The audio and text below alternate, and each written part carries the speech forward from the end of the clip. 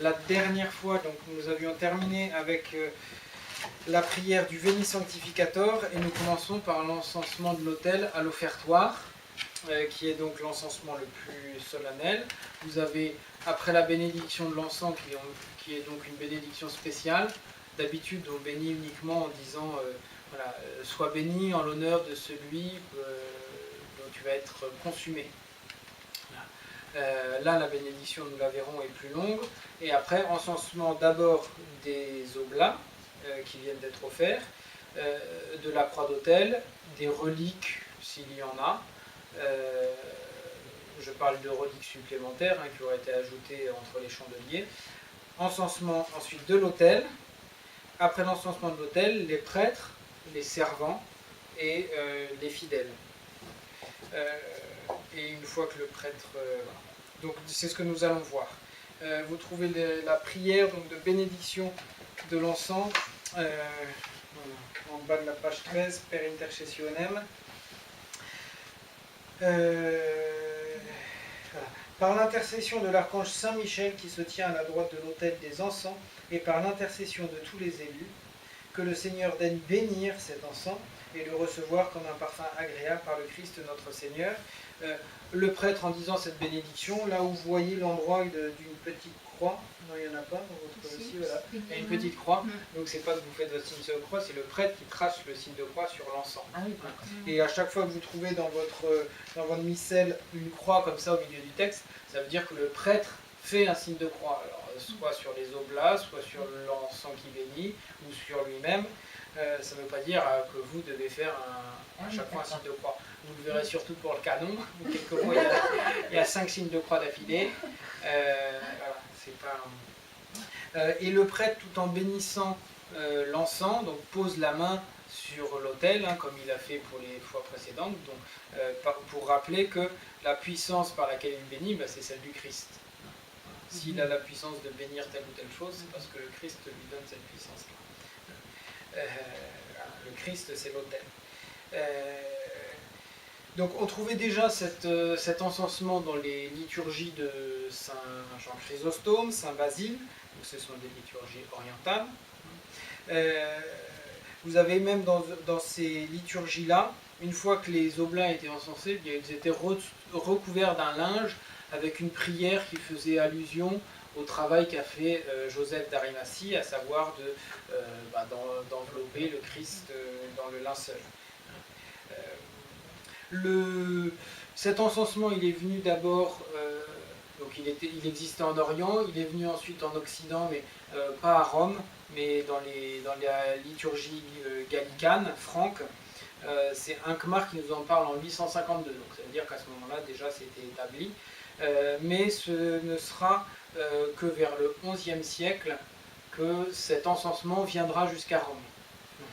Donc c'est bon, on sait que les Romains sont toujours lents à intégrer dans leur liturgie ce qui ne vient pas d'eux.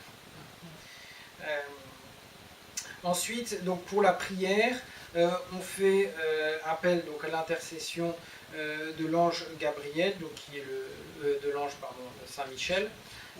Justement, on dit de l'ange Gabriel dans l'évangile selon Saint Luc, je suis Gabriel qui me tient devant l'autel de Dieu. Mais en fait, Saint Michel était toujours nommé avant l'archange Gabriel. C'est pour ça que c'est lui qui est mis à l'honneur, et on n'en parle même pas de l'archange Gabriel.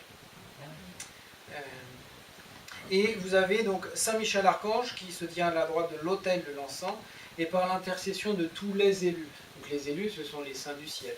Là, on fait appel à l'intercession de l'Église triomphante. C'est important de voir qu'à la messe, il y a l'Église militante qui est là, qui prie, qui assiste à la messe, mais il y a l'Église triomphante qui intercède, et il y a l'Église souffrante qui reçoit aussi une partie des grâces pour accélérer leur purgatoire. Voilà, donc l'encens, il y a toujours cette symbolique de la prière, nos prières qui montent vers Dieu et qu'on veut être présenté comme agréable à Dieu, avec la bonne odeur de l'encens, c'est comme un parfum agréable. Vous voyez, ça fait le parallèle aussi lorsqu'on a offert le vin qui était dans le calice, on parlait de l'odeur de suavité. Donc, il y a toujours cette symbolique-là. Et pour nous, il faut nous rappeler que nos prières, elles ont une valeur. Nos prières et nos sacrifices ont une valeur dans la mesure où ils sont unis à la prière et au sacrifice du Christ.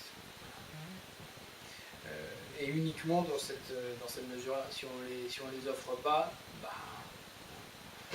ils ne servent pas à grand-chose. Le bon Dieu en prend certainement un peu, mais ça n'a pas du tout la même efficacité que si on l'a uni au sacrifice du Christ. Ensuite, alors, le prêtre va donc encenser les oblats, alors d'une manière bien spéciale. Il va le faire une croix au-dessus du calice et de l'hostie, comme ça, enfin, donc avec l'encensoir. 3 encensements en forme de croix, tout en disant le début de la prière, et ensuite un tour, 2 tours comme ça, et un 3e dans l'autre sens. Et pourquoi le 3e dans l'autre sens? Comment? Pourquoi le 3e dans l'autre sens? Je vais vous le dire. Patience. Voilà, donc déjà les oblats, l'encensement en forme de croix, c'est toujours pour nous rappeler bien que les grâces que nous avons, eh bien, elles nous sont données en vertu du sacrifice de la croix. Nos prières, comme l'encens, montent vers le ciel, et nous, on reçoit de Dieu les bénédictions. Et ensuite, donc vous avez 3 cercles qui sont faits. Dans l'iconographie chrétienne, vous avez le cercle donc, qui représente l'éternité, parce que le cercle n'a ni début ni fin. De faire ça. Et 3 cercles ensemble, en général ils sont un peu en décalage. Il y en a un au-dessus et puis 2 en bas qui font la base. Donc ces 3 cercles entrelacés représentent la Sainte Trinité. Vous l'avez peut-être déjà vu, voilà, parfois dans des cours, on va dire, sur la Sainte Trinité. Bon, il y a le triangle qui est connu, mais il y a aussi cet entrelacement, on va dire, des 3 personnes éternelles. Et une explication qui est donnée pour expliquer qu'il y en a 2 dans un sens et le troisième dans l'autre, c'est que les 2 tours dans le même sens représentent le Père et l'Esprit Saint, voilà. Et le troisième, eh bien, le Fils, qui est la seule personne de la Sainte Trinité à s'être incarné. Voilà, donc il a fait on va dire qui s'est abaissé jusqu'à nous et encore plus dans son sacrifice. Donc l'encensement des oblats là fait vraiment passer les choses qui ont été offertes comme les choses, on va dire, de la vie ordinaire à vraiment quelque chose qui est sacré. Maintenant on l'encense. Or on sait bien que l'encensement est réservé à Dieu. Donc on encense les oblats qui sont destinés à devenir le corps et le sang du Christ. Voilà, vous avez bien dans cette prière qui est dite donc que cet encens béni par vous, Seigneur, monte vers vous et que descende sur nous votre miséricorde. Donc il y a bien là le rôle du prêtre, c'est tout à fait sa place, faire monter les prières des fidèles et du peuple de Dieu vers le bon Dieu, et puis faire redescendre les bénédictions et les grâces que Dieu veut donner à son peuple. Et que cette miséricorde soit, on va dire déjà, semence d'éternité. Les bénédictions que le bon Dieu nous accorde, semence d'éternité, c'est lorsque le prêtre dit miséricordia tua, c'est là où il trace les cercles autour des oblats. Ensuite, en encensant la croix, alors il commence cette prière, là il n'est pas autant pour l'encensement des oblats, vous avez un dessin dans le missel où il vous explique bien, vous dites tel mot en traçant tel premier trait, tel mot en traçant le deuxième, le troisième, etc. Tout est dit. Après, pour ce qui est de la prière, donc qui est tirée du psaume 140 pendant l'encensement de l'autel, là rien n'est précisé. Autant les coups sont précisés. Il est dit que pour la croix, on encense la croix de 3 fois 2 coups. C'est en fait l'encensement le plus solennel qui existe dans le missel romain. Après, voilà. Pour ceux qui sont égarés du côté de la Bavière, vous savez, des traditions locales qui font qu'il y a des endroits où pour le salut du Saint-Sacrement ou pour le Saint-Sacrement, on encense le Saint-Sacrement de 3 fois 3 coups. Mais bon, dans le missel romain, voilà, ça n'existe pas. L'encensement, on va dire, le plus solennel, c'est 3 fois 2 coups. Donc pour la croix d'autel, Ensuite, pour les reliques, c'est 2 fois, 2 coups. Voilà, donc il y a une gradation. Et pour l'autel, alors c'est très, on va dire, c'est très mathématique, ça marche par 3 ou par 2. 3 coups, on va dire, au fond de l'autel, sur la table. 2 coups sur le côté, 3 coups devant. Là, on génuflète devant la croix. Alors, ça dépend. Si le tabernacle est au milieu avec la présence réelle, le prêtre génuflecte. S'il n'y a pas, comme à Saint-Matthieu, la présence réelle parce qu'il y a une chapelle du Saint-Sacrement, dans ces cas-là, le prêtre fait l'inclination profonde à la croix. Les servants, eux, génuflectent toujours parce qu'ils génuflectent à la croix d'autel. Et le prêtre recommence de l'autre côté, 1, 2, 3, 1, 2 sur le côté, 1, 2, 3 sur la table devant, et puis après il encense de 3 coups le devant de l'autel, voilà, de chaque côté. Je vous rappelle donc que l'autel, c'est le Christ. Donc tout ce qui est encensé, c'est en lien avec le Christ. Donc les oblats qui vont devenir le corps du Christ, la croix, c'est à travers la croix, c'est le Christ lui-même qu'on encense. Ensuite, l'autel, donc c'est le Christ. Les reliques éventuelles, ce sont les reliques des saints, souvent des saints martyrs qui se sont associés au sacrifice du Christ par leur vie. Le prêtre, qui est ensuite encensé parce qu'il agit une persona Christi, c'est le Christ à l'autel. Ensuite, les fidèles, voilà, avec éventuellement un encensement spécial pour les servants, et pour les fidèles, dans la mesure où ils sont le corps mystique du Christ. Et ils sont appelés à devenir de plus en plus semblables au Christ. Voilà. Et il n'y a pas d'encensement spécial pour la chorale, comme on peut le voir quelquefois. C'est juste une erreur du serment. C'est pas prévu dans la liturgie. Voilà. Donc pour la croix, 3 coups doubles. Pour le reste, donc je vous ai expliqué comment on fait. Et voilà donc la prière qui est dite, tirée du psaume 140. Seigneur, que ma prière s'élève comme l'encens devant votre face, donc là la symbolique de l'encens est exprimée clairement, que mes mains levées soient comme l'offrande du soir. Donc les mains levées, c'est la position de celui qui prie, en position de l'orant, voilà, avec les mains levées vers le ciel. Rappelez-vous ce passage de la Bible où Moïse le peuple hébreu se battant contre les Philistins, quand Moïse a les bras levés vers le ciel, les Hébreux l'emportent sur les Philistins, et quand il est un peu fatigué et qu'il baisse les bras, les Philistins l'emportent sur les Hébreux. Donc c'est vraiment le sens de la supplication du Seigneur. Et le prêtre continue, « Placez, Seigneur, une garde à ma bouche et une barrière tout autour de mes lèvres, que mon cœur ne cherche jamais de détour et des ruses pour excuser mes péchés. » Ce psaume, il était récité par les Juifs au commencement de l'office du soir, donc qui était l'office vespéral, donc les vêpres, que nous avons reprises aussi dans la liturgie catholique, comme la prière du matin. Ils avaient, on va dire, pour l'office de l'aude et pour l'office de vêpres, eh bien, ils offraient à l'autel de l'encens, et ils offraient l'encens. C'est ce qu'on retrouve dans la liturgie. Et forcément, c'était un encensement, une offrande qui était agréable à Dieu, puisque c'est lui-même, c'est Dieu lui-même qui le commandait dans sa liturgie. Placez, Seigneur, une garde à ma bouche et une barrière tout autour de mes lèvres. Alors bon, ça nous rappelle un peu la prière que le prêtre récite lorsqu'il met la micte avant son aube, à la sacristie. Mais là, surtout, il est au seuil de la partie la plus importante de la messe, à savoir le canon. Le canon avec la consécration. Donc maintenant, voilà, il doit plus dire de bêtises. De toute façon, le serment est passé, donc il aura l'occasion de dire de bêtises maintenant. Mais il n'y a plus qu'à suivre le mystère. Voilà. Que mon cœur ne cherche jamais de détour et de ruse pour excuser mes péchés.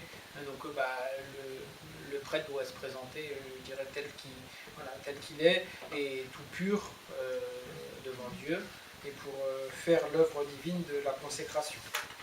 Et en rendant, alors, Vincenzo Mistud, ça je vous l'ai lu, voilà, vous pouvez passer à la page 14, et vous voyez une dernière prière que vous n'entendez certainement pas, qui est une petite prière que le prêtre fait donc, en rendant l'encensoir aux servants ou éventuellement au diacre, si c'est une messe solennelle. Et il dit cette prière très belle, que le Seigneur allume en nous le feu de son amour et la flamme de l'éternelle charité. Ça nous rappelle les dispositions intérieures que le prêtre, mais aussi tous les fidèles qui s'associent à la prière du prêtre, doivent avoir pour offrir ce sacrifice et s'offrir en même temps. Voilà, le but, c'est pas juste d'offrir les hosties, et voilà, on le verra pour la communion. Si on veut communier au corps du Christ, il faut aussi communier à son sacrifice. Une fois que le prêtre a rendu l'encensoir, il va y avoir le lavement des mains, qu'on appelle donc le lavabo. Lavabo, ça veut dire je me laverai. C'est un futur. Et donc le prêtre va laver, donc en disant le psaume 25, on va le lire tout à l'heure, l'extrémité du pouce et de l'index de chaque main. Parce que dans la forme extraordinaire, ce sont les seuls doigts qui touchent l'hostie. Et il est dit uniquement l'extrémité, alors bon là c'est une explication spirituelle, mais pour dire que les moindres de nos fautes doivent être purifiées. Alors, on ne peut pas se présenter devant le Seigneur avec la moindre faute. Donc on demande que l'âme soit purifiée de la moindre des tâches. Alors, lisons le psaume, le psaume 25, la partie qui est lue ou récitée par le prêtre. Je lave mes mains parmi les innocents et tourne autour de votre autel. Donc, Saint Cyril, mort en 444, très tôt, nous dit nos mains signifient les actions et les laver veut dire que nous purifions nos œuvres. Donc, on se lave les mains, je dirais matériellement, mais c'est surtout nos fautes que l'on veut purifier. En faisant retentir l'action de grâce, c'est le terme Eucharistie, en racontant chacun de vos prodiges, j'aime la beauté de votre maison. Donc c'est l'église, alors l'église avec un grand E surtout, l'église avec un petit E si on est dans une belle église. Et puis voilà, peut-être qu'on peut y voir aussi éventuellement la demeure éternelle. Bon. Et surtout le lieu du séjour de votre gloire. Donc, ici, clairement, c'est l'autel.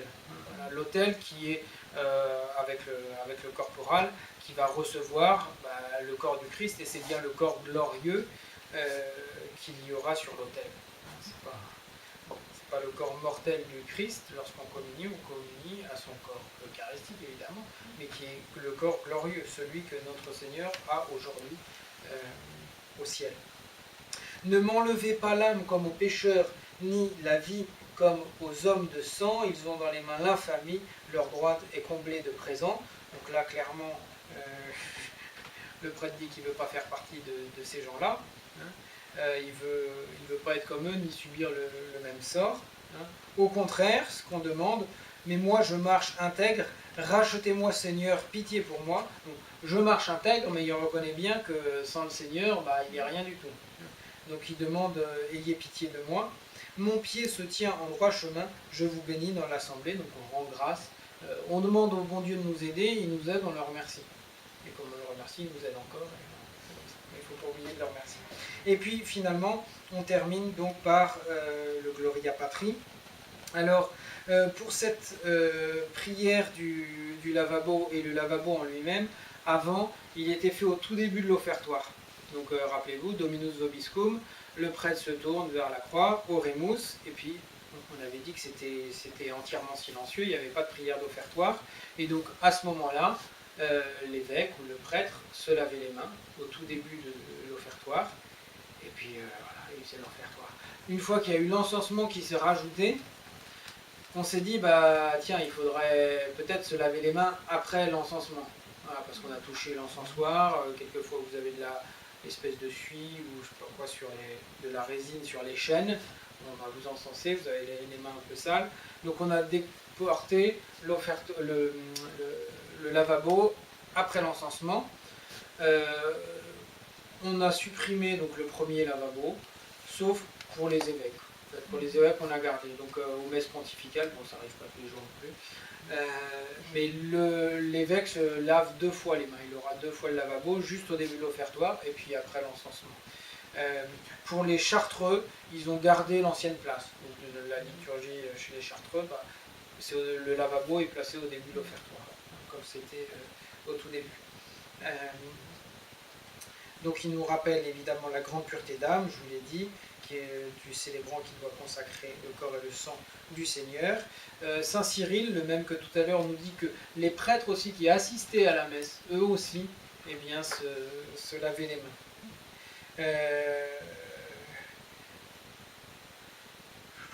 Voilà. Et puis le Gloria Patri, donc qui est un chant de gloire, est supprimé donc, pour les messes des défunts, parce que ça ne convient pas tout à fait à la tristesse du moment. Et puis, pareil pour la Passion. Le temps de la Passion, donc qui sont les 2 semaines avant Pâques, le prêtre ne récite pas le Gloria Patri, même à l'introïte. Il n'y a pas de Gloria Patri. Puisque justement, enfin surtout dans la Passion, le Christ a caché sa gloire. Ensuite, il revient, donc il s'est lavé les mains au bord de l'autel parce que c'est là qu'il a rendu l'encensoir. Voilà, les servants sont juste là. Donc il est au bord de l'autel et après il revient pour la prière suivante. Voilà, pour l'encensement, on va dire oui, l'encensement du prêtre et l'encensement des fidèles. Donc oui, je vous en ai parlé tout à l'heure. Le prêtre est encensé de 3 fois 2 coups. Comme le Christ, comme l'évangéliaire qui est la parole de Dieu, comme la croix d'autel. Et vos prières sont sur l'autel pendant ce temps-là, vous arrivez? Oui, ce sont les cartons, les canons de ce qu'on appelle les canons d'autel. Et là, toutes les prières sont marquées. Bon, après, elles sont aussi... Avec le temps, elles finissent par rentrer là-dedans aussi un peu. Et donc prière que le prêtre récite ensuite et qui vient presque donc qui est la dernière prière, on va dire, de l'ordinaire pour l'offertoire. Donc Suscipe Sancta Trinitas, recevez Trinité Sainte cette offrande que nous vous présentons en mémoire de la passion, de la résurrection, de l'ascension de Jésus-Christ notre Seigneur. En l'honneur aussi de la bienheureuse Marie toujours Vierge, Saint Jean-Baptiste et des saints apôtres Pierre et Paul, des saints dont les reliques sont ici, et de tous les saints, qu'elle soit pour nous une cause de salut et qu'ils daignent intercéder pour nous au ciel, eux dont nous célébrons la mémoire sur terre par le Christ notre Seigneur, ainsi soit-il. Donc c'est magnifique. Le prêtre récite cette prière en étant incliné et en touchant, donc en ayant les mains qui sont appuyées sur l'autel. Donc l'inclination, ça manifeste l'humilité que doit avoir le prêtre. Le prêtre est un autre Christ. Le Christ s'est humilié déjà, je dirais, le Verbe Dieu en s'incarnant, en devenant homme, mais encore plus, on va dire, deuxième humiliation, eh bien, ce qui est celle d'être mis au rang des malfaiteurs, et toute sa passion. Donc le prêtre aussi doit s'humilier au moment où il va renouveler le sacrifice de la croix, s'abaisser comme le Christ s'est abaissé. Et puis les mains jointes, eh bien, sont posées sur l'autel, tout ça, sont là pour manifester qu'il faut s'identifier à la victime, et la victime c'est le Christ, c'est l'autel, etc. Il doit ne faire qu'un avec. Pour la prière, alors elle est vraiment très belle. Vous notez déjà que dans les saints qui sont nommés, vous les avez tous en fait, sauf Saint Michel. Et Saint Michel, rappelez-vous, il était spécialement invoqué au moment de la bénédiction de l'encens. Mais sinon, ce sont les mêmes. Au début, au IXe siècle, les prêtres récitaient cette prière, mais c'était par dévotion personnelle. On a dit qu'il n'y avait pas de prière à l'offertoire. Donc, ils ont commencé à réciter ça, etc. Certains l'attribuent à saint Ambroise, parce qu'on le trouve dans le missel de Milan, on le trouve aussi dans les liturgies orientales, on l'a retrouvé en France, et au final, c'est seulement Saint Pie V qui va l'imposer de manière obligatoire. donc 1570. Pour le coup, enfin, c'est presque récent. Voilà. Donc c'est vraiment Saint Pie V qui l'a... Bon, elle existait, hein, il ne l'a pas inventée, mais elle n'était pas comme obligatoire dans les liturgies. Et puis, vous avez deux, trois choses très jolies. Vous voyez qu'il est fait allusion donc à la passion, la résurrection et l'ascension de Jésus-Christ. Bah, c'est tout ce qu'on revit dans la messe, hein, la passion, le renouvellement du sacrifice, puis la résurrection, bon, on verra de quelle manière elle est manifestée liturgiquement, et puis l'ascension, hein, c'est bien le corps glorieux, hein, auquel on communie, hein, le corps eucharistique, mais c'est le corps glorieux du Christ. On invoque donc la très sainte Vierge Marie, Saint Jean-Baptiste, les saints apôtres Pierre et Paul, des saints dont les reliques sont ici. Alors, je vous rappelle que dans l'autel, il y a des reliques. Voilà.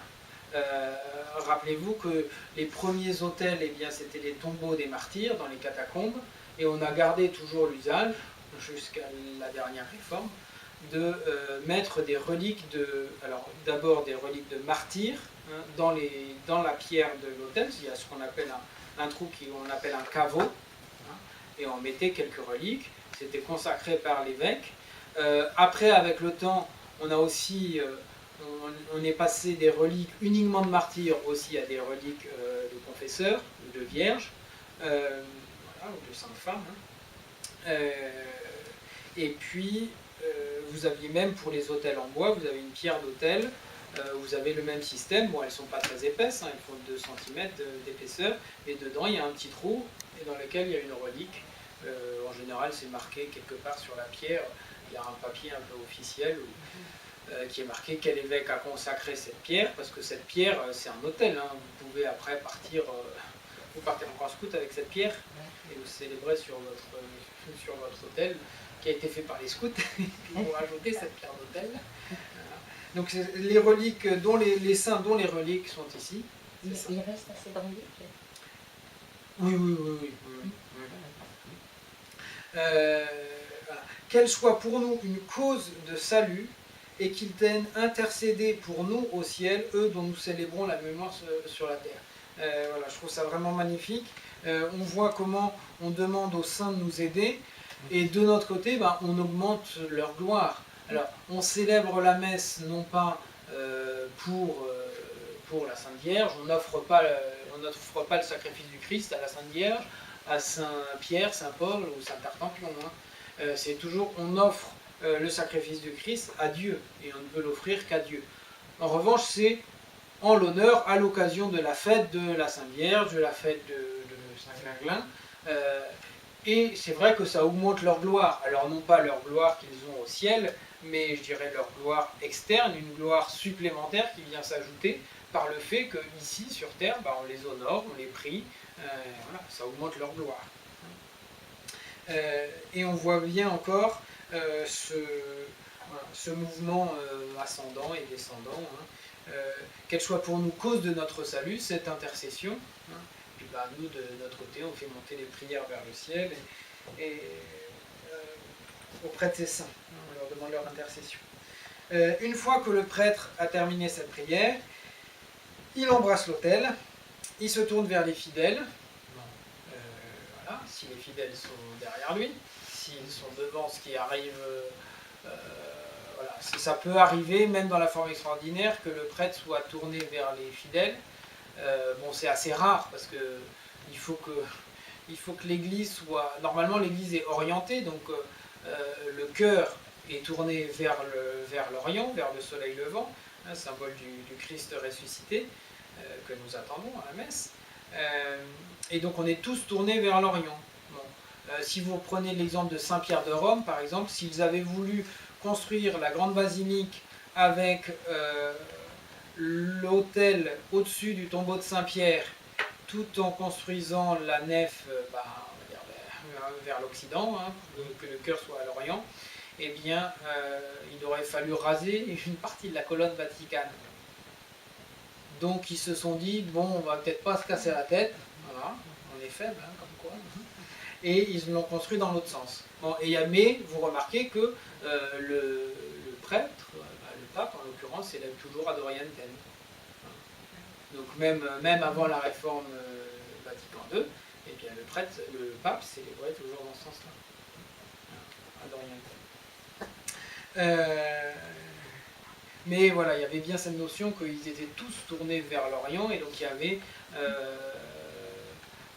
J'ai lu un bouquin où ils expliquaient que les fidèles, au moment du canon ou du offertoire, je ne sais plus, eh bien, se tournaient eux aussi vers l'Orient. Donc ils tournent le dos. Et les musulmans se sont enterrés aussi. Question à la fin. Ne boudez pas. Donc le prêtre embrasse l'autel, normalement se retourne.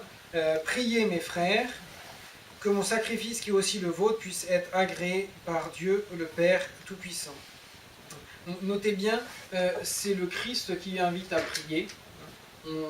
Cette prière-là, veillez et priez pour ne pas entrer en tentation, c'est ce que Jésus demande à ses apôtres, en particulier Pierre, Jacques et Jean. Bon, c'est un peu raté, mais voilà, on essaye un peu de faire mieux. Donc, vous voyez que là, le prêtre prie exactement la prière du Christ. Vous pouvez très bien imaginer que Jésus dise ça: priez mes frères pour que mon sacrifice, qui est aussi le vôtre, donc ça veut dire qu'il faut vous y associer, puisse être agréé par Dieu le Père Tout-Puissant pour notre salut.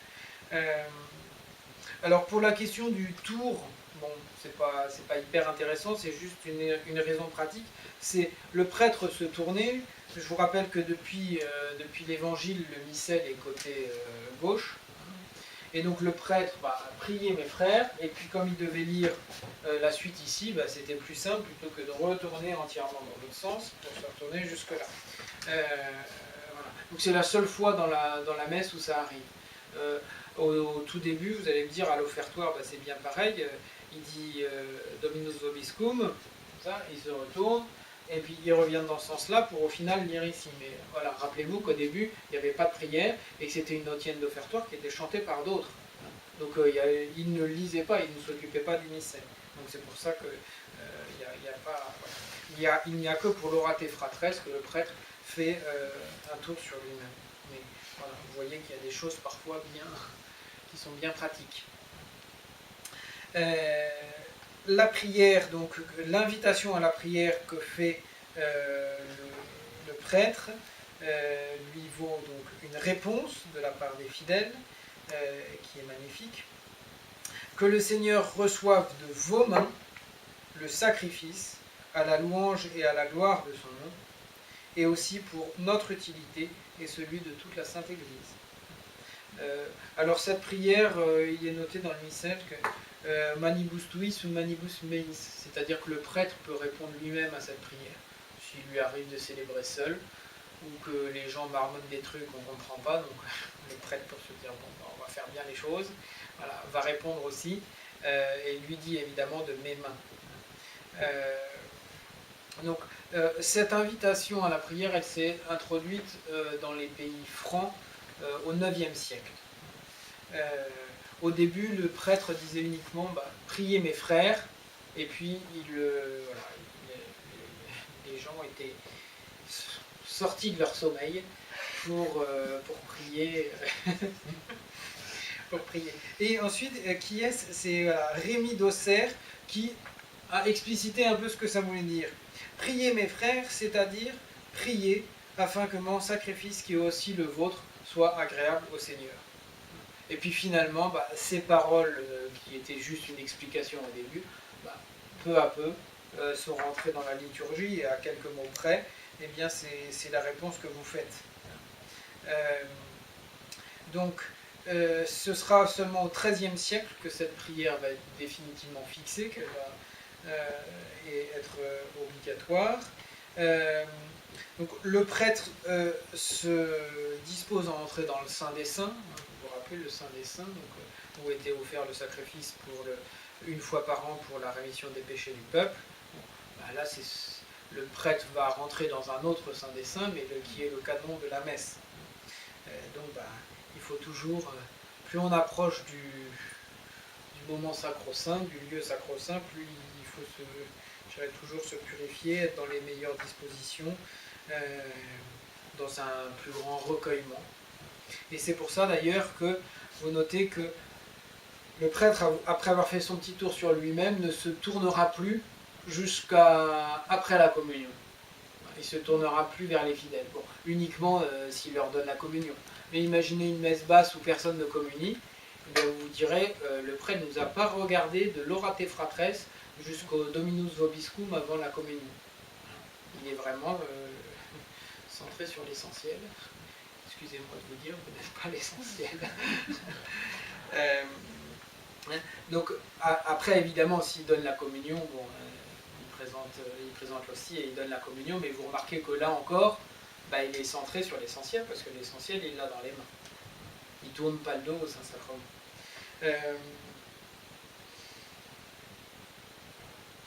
Donc la louange et la gloire de Dieu, c'est une des fins du sacrifice de la messe. La reconnaissance aussi du souverain domaine de Dieu sur toute chose, et puis dans ad utilitatem, pour notre utilité et celle de toute la Sainte Église, eh bien vous avez les autres fins de la messe. Comment ils ont traduit ça ici?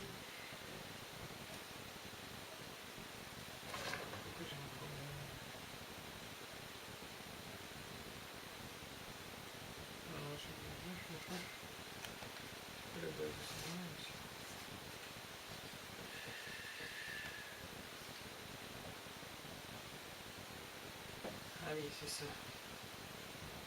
Vous avez, dans votre livre, ils traduisent « et aussi pour notre bien et celui du monde entier ».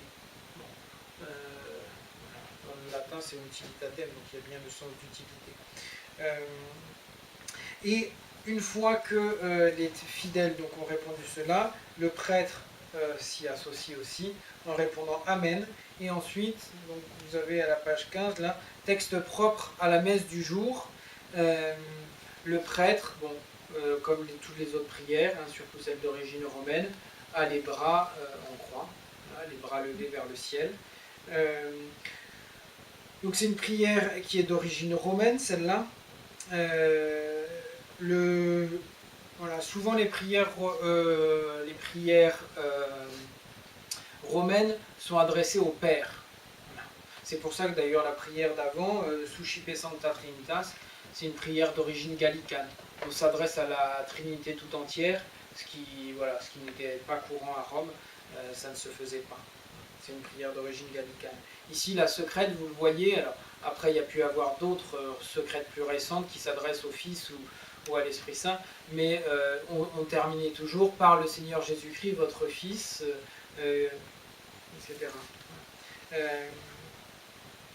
Et donc c'est une prière qui est dite à voix basse, donc c'est aussi prière sur les offrandes, voilà, savoir si elle a toujours été dite à voix basse ou non, bon, c'est pas la chose la plus importante, mais vous aviez Monseigneur de Harlay, qui était archevêque de Rouen, je ne sais pas à quelle époque, qui disait « L'Église entre ici dans le secret, elle n'est plus entendue que de Dieu ». C'est beau. Et donc effectivement, il y a la préface que le prêtre va chanter, mais après la préface, le canon sera entièrement en silence, sauf 2 mots, on expliquera pourquoi, jusqu'au pater. Donc, et à ce moment-là, les fidèles sont debout à genoux. Pour la secrète, les fidèles sont normalement debout, sauf pendant les temps en violet, donc le carême, et puis de l'Avent. Sauf à la messe du dimanche où ils sont quand même debout. Mais si vous assistez à la messe en semaine pendant le carême, par exemple, normalement pour la collecte, la secrète et la post-communion, pour les 3 oraisons, vous êtes à genoux. Voilà. Mais bon, pour la messe du dimanche, vous êtes toujours debout. Voilà. Donc le prêtre ne dit pas Oremus, il va prier donc la secrète, qui est vraiment une prière, mais sans dire Oremus. Rappelez-vous qu'il l'avait dit au tout début. Il avait dit prions. Alors au début c'était une invitation à prier, mais il n'y avait pas de formule particulière. Puis finalement on a introduit des prières. Le prêtre a récité au tout début fait, ce qui n'est pas une prière, il dit bien quelques paroles, mais c'était le refrain qui était chanté pendant la procession d'offrande. Donc c'est à proprement parler, ça n'est pas une oraison. Donc c'est pour ça ici que le prêtre, en tout cas dans le missel romain, ne dit pas Orémus. Les Chartreux vont en ajouter un. Soit pour dire le premier, ça fait très longtemps qu'on l'a dit et puis on a prié toutes ces prières depuis. Ou alors sinon il y a une autre solution, mais qui n'engage que moi, c'est que les Chartreux qui doivent se taire toute la journée étaient très contents de rajouter une parole pendant la messe pour pouvoir parler un peu plus. Mais bon, ça n'engage que moi, celle-là, cette explication. Donc pour la secrète, vous avez 3 éléments que vous retrouvez quasiment dans toutes les secrètes. Donc l'offrande qui est faite des dons matériels, qui a devant nous, qui sont devenus sacrés par l'offertoire, de sorte qu'ils soient rendus convenables pour le miracle eucharistique, on va dire. Ensuite, la demande que ces dons-là soient vraiment consacrés, imploration de grâce sacramentelle, et puis la secrète est adaptée en fonction de la fête. Est-ce que vous prêtez votre missel une seconde? Oh, mais je vous en prie. Vous êtes bien bon. Alors on va en prendre une au hasard. Il y a le verre vous emmène le lundi de Pâques, voilà.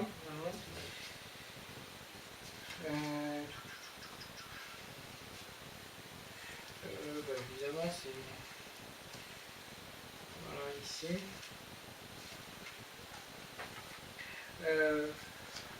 Dans le vénérable échange de ce sacrifice, ô Dieu, vous nous faites participer à votre unique et souveraine divinité, puisque déjà nous connaissons votre vérité, nous vous demandons la grâce de la posséder pleinement par la sainteté de notre vie, etc. Ça, c'est le 4e dimanche après Pâques. Donc vous retrouvez dans toutes les secrètes, en général, ces 3 éléments-là, l'offrande matérielle, qu'elle soit agréée, la demande de consécration, l'imploration des grâces, et puis une certaine adaptation à la fête du jour. C'est vraiment la prière qui va relier donc l'offertoire au canon. Le canon qui commence par la préface. La préface est déjà, on va dire, c'est l'introduction au canon. Et il termine justement la secrète en disant les derniers mots de la conclusion. Donc, à chaque fois, on fait passer ces oraisons par le Christ, donc parce que c'est par son intermédiaire qu'on peut avoir les grâces, tout simplement. Et la finale, Per omnia secula seculorum, eh bien, il le garde donc de telle sorte que les fidèles puissent répondre, et de cette manière-là s'associer, on va dire, de vive voix à la prière du prêtre, et ce sera aussi donc, le tout premier dialogue introductoire à la préface. Donc l'offertoire a une place tout à fait particulière, puisqu'il met déjà à part les oblats pour le renouvellement du sacrifice. Il y a vraiment le sens de la croix et du sacrifice du Christ, qui est déjà vraiment très présent. Luther trouvait ça horrible. Je vous l'avais lu au tout début, je crois. Luther qui disait « on n'y sent que l'oblation ». L'oblation. Faut se rappeler que pour les protestants, eh bien, la scène, c'est juste le mémorial du dernier repas du Christ avec ses apôtres. C'est pas le renouvellement du sacrifice de la croix. Donc ça lui était, on va dire, il l'avait en horreur. Voilà. Et je vais terminer en comparant donc avec les prières, vous donner les prières donc de l'offertoire que vous avez dans la forme ordinaire. Alors, pour l'offrande du pain, donc de l'hostie, tu es béni, Dieu de l'univers, toi qui nous donnes ce pain, fruit de la terre et du travail des hommes, nous te le présentons, il deviendra le pain de la vie. Ensuite, le prêtre donc verse une goutte d'eau dans le calice rempli de vin. que cette eau mêlée au vin par le sacrement de l'alliance puisse être unie à la divinité de celui qui a pris notre humanité, donc c'est à peu près la même que la nôtre. Pour l'offrande du calice, tu es béni Dieu de l'univers, toi qui nous donnes ce vin, fruit de la vigne et du travail des hommes. Ça c'est une formule de bénédiction qu'on retrouve dans le Talmud, qui était le livre, on va dire, de référence pour le judaïsme rabbinique. Donc ce sont des prières d'origine juive.